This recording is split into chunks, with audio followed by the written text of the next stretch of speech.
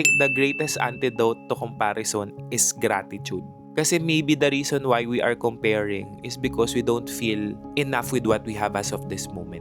And majority of the time, the reason why we don't feel enough yung meron tayo is because hindi tayo grateful dun sa meron na tayo. Ako, I always remind myself na the fact na humihinga ako, okay na yun. The fact na every day I open my eyes, I see inay hindi tayo, my brothers, healthy sila. I can eat home-cooked meals every single day. I can walk 5 kilometers every single day.